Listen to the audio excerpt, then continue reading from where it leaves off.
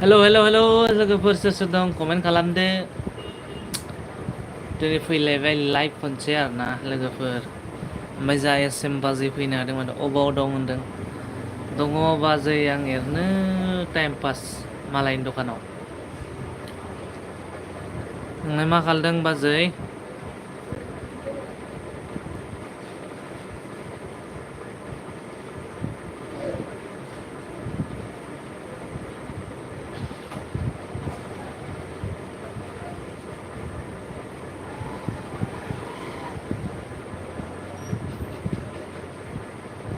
Hello hello लोगोफोर सोर सोर दं कमेन्ट होदोलाय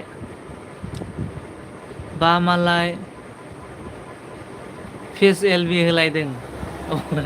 औलै बाजै होना नायनि र' माबायदि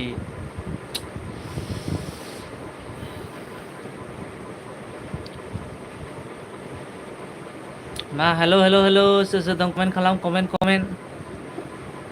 हिर'थार माथो होनदों नङालै बाजै अहाय हिर' जानो गय जादों आं नै गोजा जा जालायबाय हाथाया हेलौ हेलौ हेलौ सोर सोर दं कमेन्ट खालाम कमेन्ट लोगोफोर दिनै फैलायबाय गुरलानो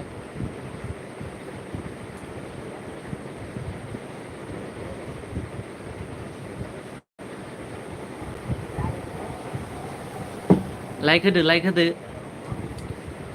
सोर सोर फैदों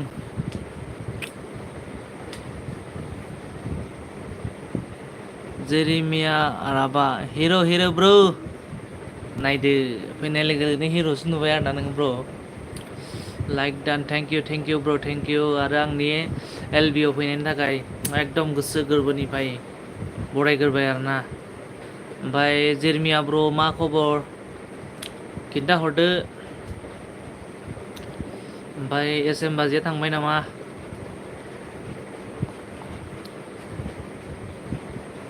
हेलौ हेलौ हेलौ सोर सोर दङ कमेन्ट खालाम कमेन्ट लोगोफोर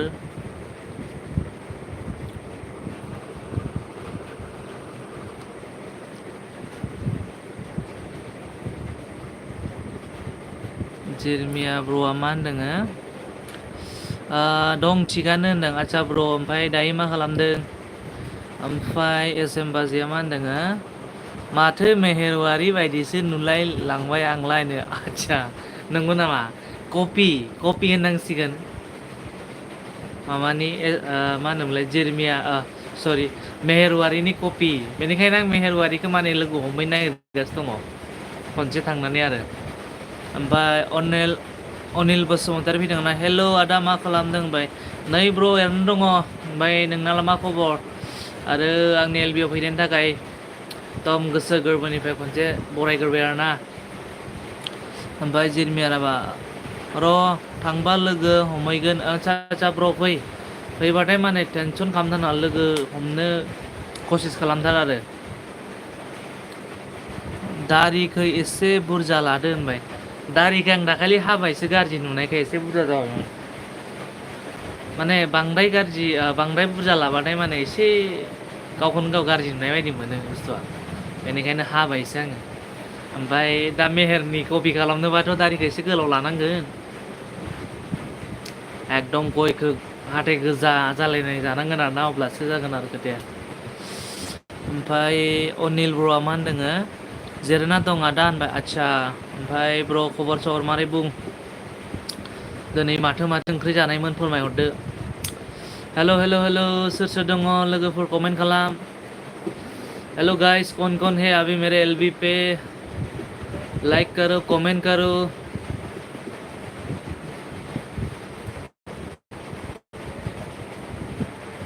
बहुत दिन के बाद आज फिर से आप लोगों के सामने हाजिर हो गया है ओमफ्राय जेरमिया राभा ब्र'आ मा होनदों होमबाबो मेहेर नुस्रागोन ओं ब्र' मेहेर नुगौमोन आरोना ओरै गोलाव लानो हाबा मेहेरखौनो कपि खालामनांसिगोनलै होमबाबो फार्स्ट लोगो हमहैग्रोनांगोन खनसे मेहेरखौ ना बेनि उनावसो माने आङो मेहेर बायदि कपि खालामसै आरोना एकदमबारे लाय मिनिलायनाय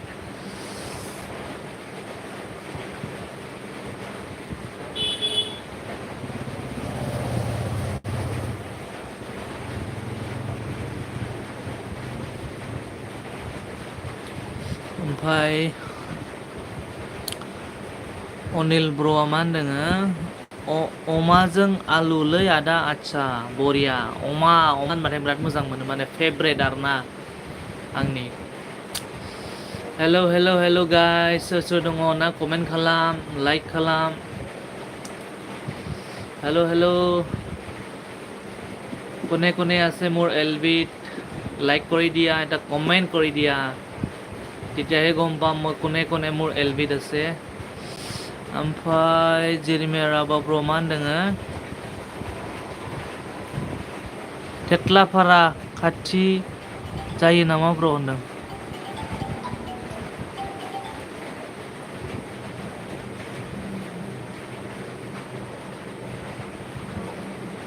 हेल'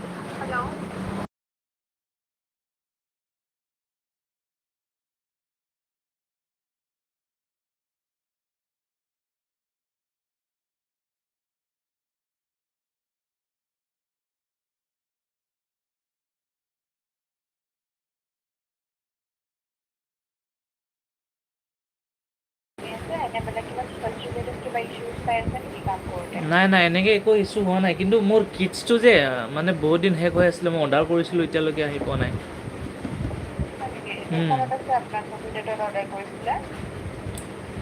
আজি কোনোবা এছ.এম.এ ফোন কৰিছিলে আজি মোক এড্ৰেছটো আকৌ ৰিচেণ্ড কৰিব দিছে তো হয় হয় হয়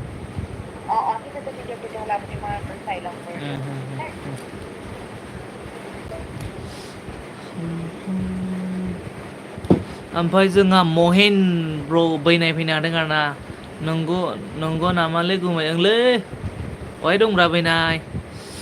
ओमफ्राय थिलाफारा खाथि जायो नामा ब्र होनबाय जेरिमिया राबाय ओमफ्राय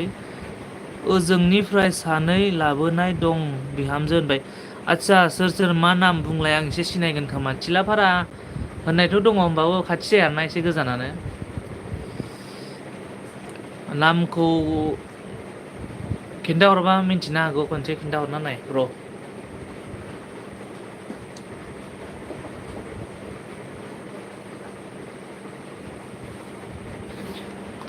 हेल' सोर दङ कमेन्ट खालाम कमेन्ट गाइस कमेन्ट खालाम गावसि हरलाबाय हेल' गाइस कौन है र' बावबाय नामखौ होनदों ब्र'आ आदसा बावबाय आरोना थिलाफारा होननायथ' दं आरोना एसे गामि खाथियावनो होमब्लाबो दा नंगौना नङा नामखौ मिन्थिबा माने एसे साननो हागौमोन आरो हेल' जोंहा एसएम बाजैया खारबाय नामा फार्स्ट बेसो फैदोंमोन आंनि एलबियाव हेल' सोर दङ अन्नानै खिन्थाहरदो कमेन्ट खालामहरदो कमेन्ट गावसि हरलाबाय एके 47 जों गावसि हरलाबाय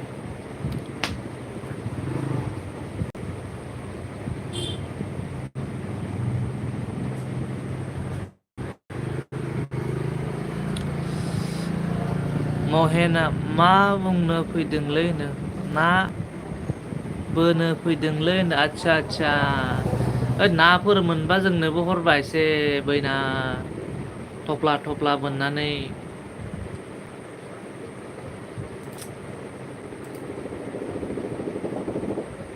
हेल' सोर फैदों कमेन्ट खालाम लोगोफोर कमेन्ट करो आप लोग कमेंट नहीं करेगा तो कैसे पता चलेगा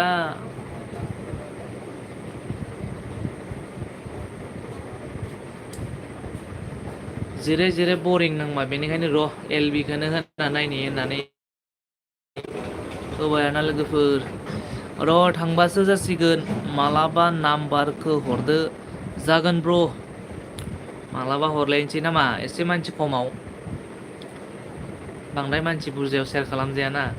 लानानै बिदिनो बायदिसिना खालामलाबायोना सोरबा आरो ओमफ्राय ब्र'आ मा जायगानिमोनलाय जेरिमिया राब्रा ब्र' खिन्थाहरलाय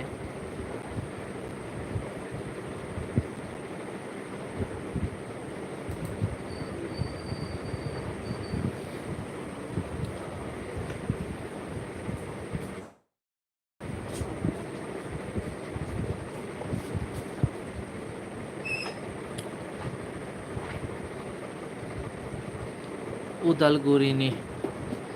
उदालगुरि टाउननिनो ना मा ना एसे साइडनि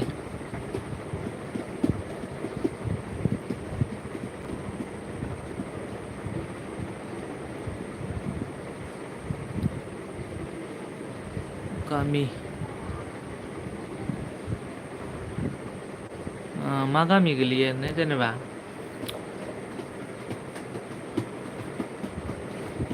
हेल' हेल' हेल' हेल' सोर सोर दं कमेन्ट खालाम कमेन्ट गावसि बालिया कमेन्टखौनो हरनो बायो नामाब्रा लोगोफोर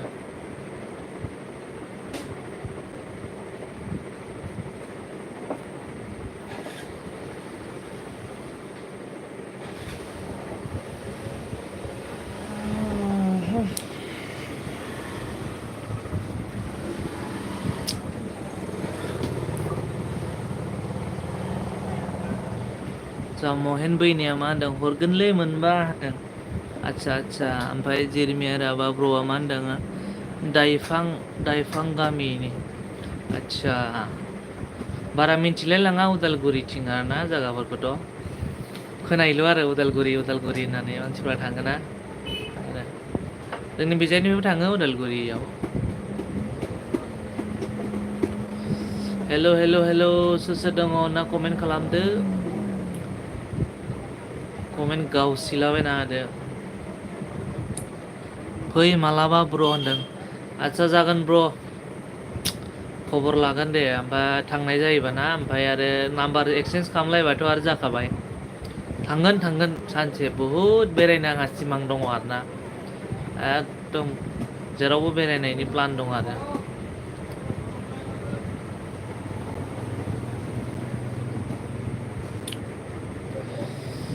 हेल' ओमफ्राय जेरमिया ब्र' माथो ओंख्रि जानायमोन दिनैलाय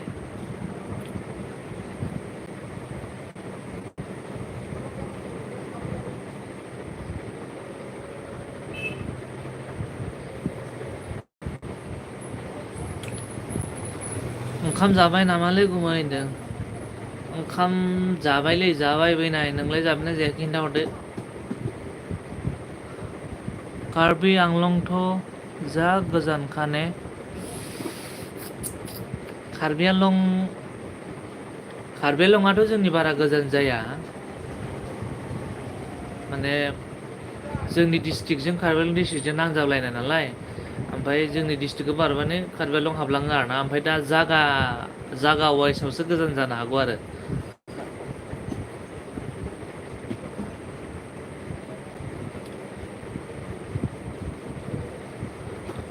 अमा बेदरमोन होनदों आदसा ब्र' अमा होनबाथाय माने एकदम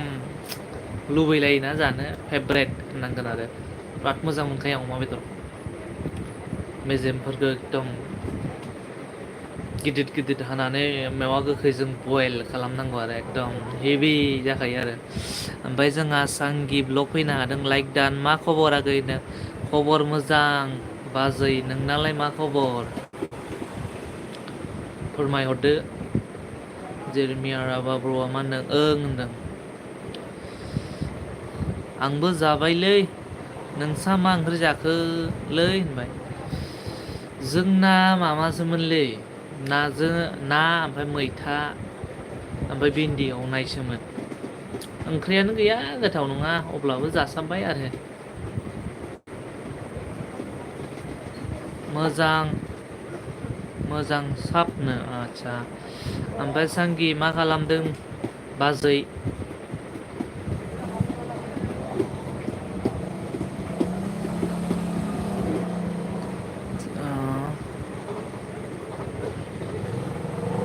उसुमिकिया हाय अंकल कैसे हो होनदों उसुमिकिया अच्छा मैं ठीक हूँ आप कैसे हो और मेरे लाइफ पे आने के लिए धन्यवाद दिल से नंबर बोरो नमा उसके बाद अलंबार फैनो हादोंना बिग फैन अलंबाराबो ओमफ्राय उसमिकिया नंबर बोरो नमा मतलब मैं समझा नहीं उसमिकिया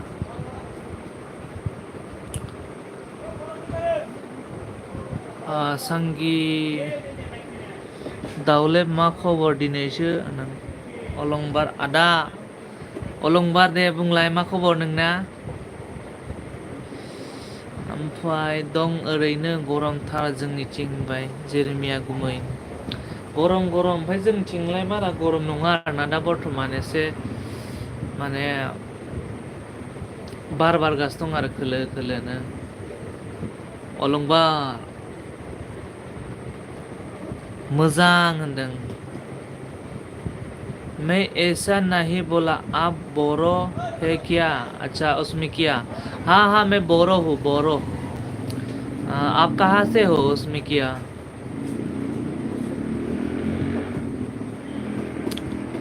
और मेरे एलबी पे आने के लिए बहुत बहुत दिल से धन्यवाद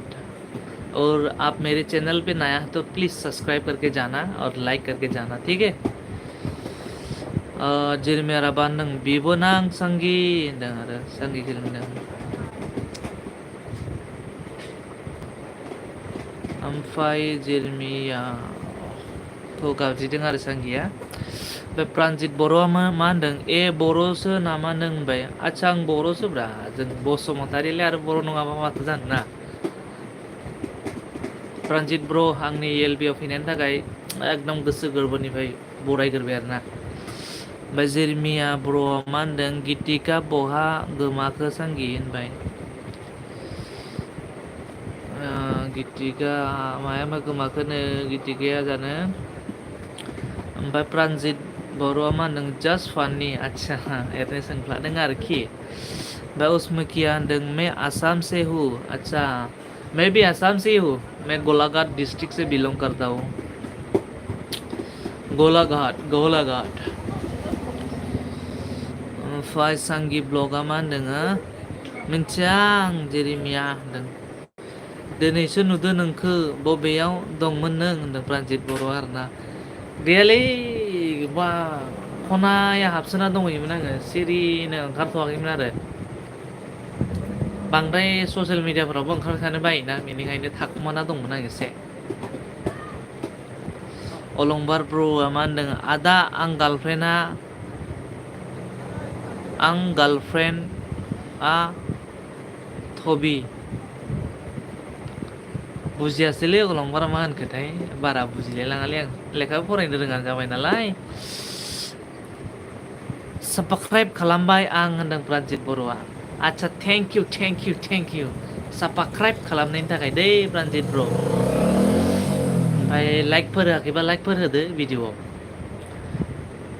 ओमफ्राय जोंहा सांगी ब्लगा होनदों आरबि मा ओंख्रि जाखो होनदों ओंख्रिया जोंना ना मैथा ओमफ्राय भिन्दि एवनायसो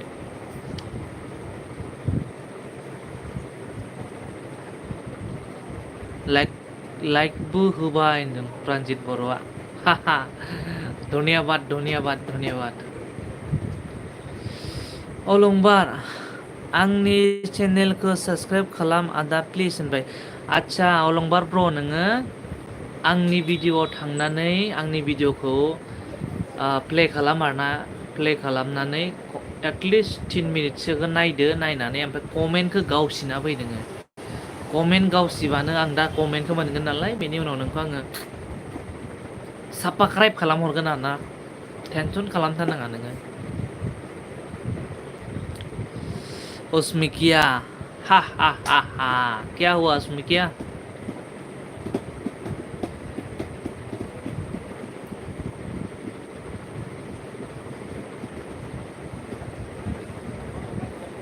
अलंबार अके आदा होनदों औ नों टेनसन खालामनाङा फैसा नाङा थाखा नाङा साबस्क्राइब खालामनायालाय माथो गिदिर खोथा नामा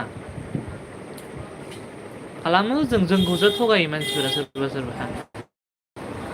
दे आदा आं खालामसै नोंबो खालामहरदो होनसिगोन ओमफ्राय जों खालामसिगोन उनाव खालामला बेबायदि आरो जेबो नङा अब्लाबो नामा ओमफ्राय प्रान्जित बर' आंनिखौबो साबस्क्राइब बानायदो 2 माननि उनाव अके ब्र माहाय दं नोंलाय प्रान्जित बर' फोरमायहरलाय कमेन्ट गावसिना हर बाला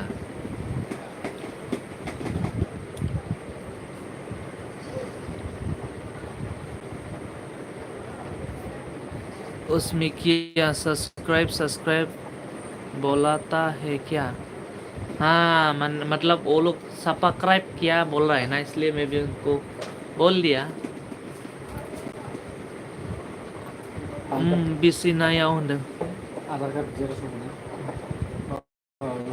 भोटर कार्ड बनाने के ऊपर कार्ड होगा मम्मी से डोलो पे आवाज ना से लो बागो तो किधर हो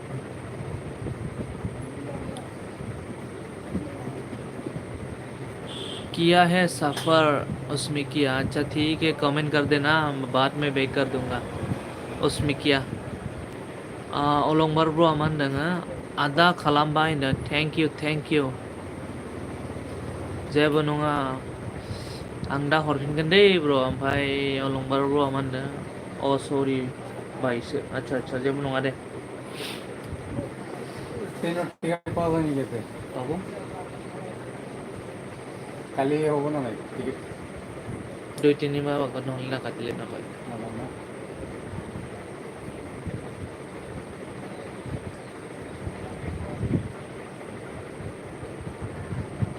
आंनो पान कार्ड ट्रान्जिट बर'मा नों आंनो पान कार्ड बानायनांगौलै होनबाय। आच्छा आं मिन्थियालै ब्र आं दखानि नङा, मालायासो दखानि, आं मालायनि दखानावसो जिरना दङ ना। बै दखानिजोंसो रायलायनांगोन नोङो बानायनांगौबा, मिन्थिबायना। ओमफ्राय जोंहा अलंबार ब्र'आ मा होनदों आदाना गार्लफ्रेन्ड गैया नामा? गैयालै, दङबा हरब्रा प्रान्जित ब्र। अलंबार ब्र उसमें किया सब्सक्राइबर है सब्सक्राइब ओके ठीक है उसमें किया, और कमेंट भी कर देना, हम बैक कर देंगे बाद में। प्रान्जित बर' बिदिसो आंबा नोंनो दखानि नामा? औलै ब्र मालायनि दखानावसो आड्डा मानो दं, रागासो जोंबाय बाला दखानियानो। होद आंनि दखानाव फैनानै मा लाइभ होबाय थायोब्रा नोंलाय होननानै, मिन्थिबायना। ओमफ्राय अलंबार होनदों मा बायदे आङो हाबा जाखानायखोनो लानांगोलै भाइनो। आच्छा नंगौ नामा? मोनबाथ' लाजायो, जेबो नङा प्रान्जित ब्र।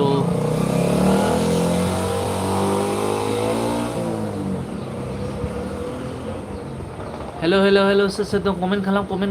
कमेन्ट गावसिलाबायनानै होबाला।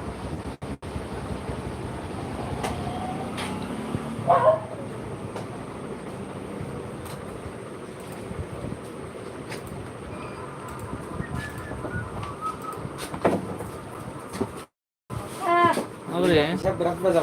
जमा जाबाय गथ' गोनांखौसो लानांगोलै आजिखालि। आच्छा ऐसा होनबा प्रान्जित ब्र। उसमें किया बाय बाय मेरे फ़ोन में सॉस नहीं है 7%। अच्छा ठीक है मेरे LB पे आने के लिए धन्यवाद, हम बाद में बैक कर देंगे, ठीक है। प्रान्जित ब्र आंबो गाबोननि LB आव नुदोना नुवाखै नों आंखो गुबुननि LB आव? नुदों मानो नुवाखै जानांगौ। प्रान्जित ब्र नुदोंमोनब्रा नुनायाथ', होमबाबो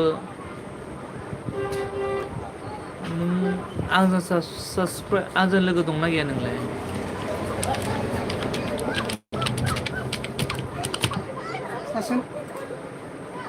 itu kio Itu isa. itu kenegas itu Hmm? kenegas itu sabar ya Itu bisa masih. ইয়াৰ লগত লিংকটো একাউণ্টটো কোনটো? आधार कार्ड दे ना आधार আধাৰ কাৰ্ড দিলে গম পাই যাব। दे itu দিবলে কি আমি ইয়াতে পইচা গুছে হলে ইয়াত চাব নোৱাৰে ইটো কাৰণে ইয়াত আহিছে না।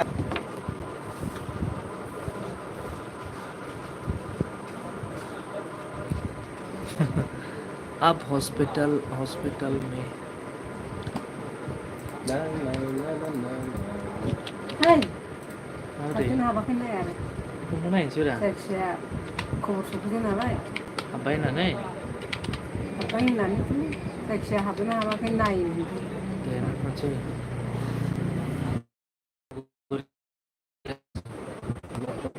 Itu yang bengas na? Albelek bengas na. Mau mana? Soalnya sudah sekarang. Ayo kita jalan lagi ya.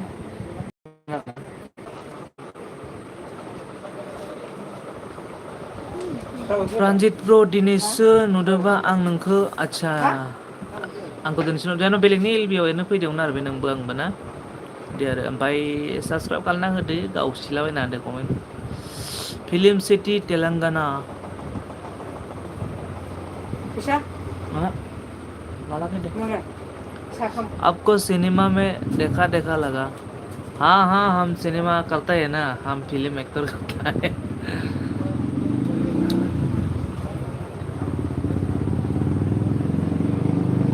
Transit bro थगायदो आंखौ भाई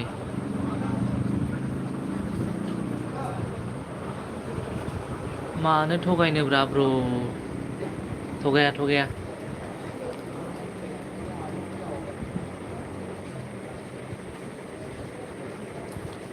नेटवर्कआ दिनै मा खालामदोंब्रा माथो आप डाउन जादों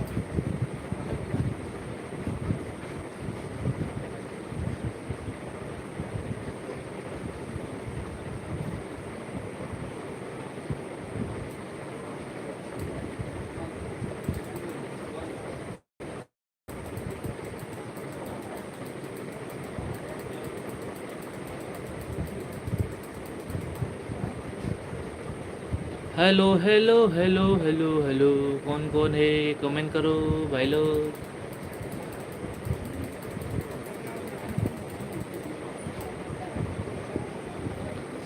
कमेंट खालामहरदोलै लोगोफोर कमेंट करो कमेंट नेटवर्कनि थाखाय माला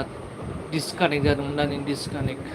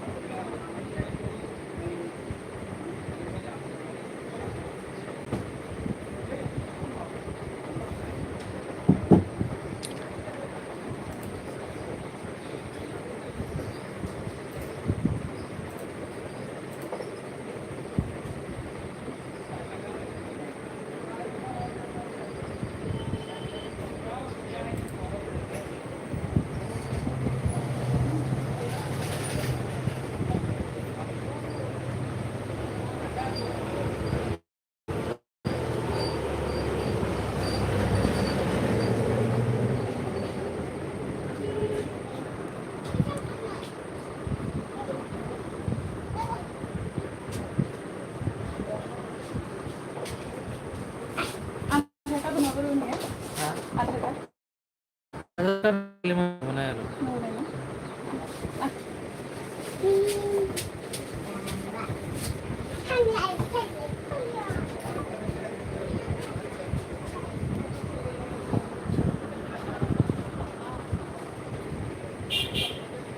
Baru saja kan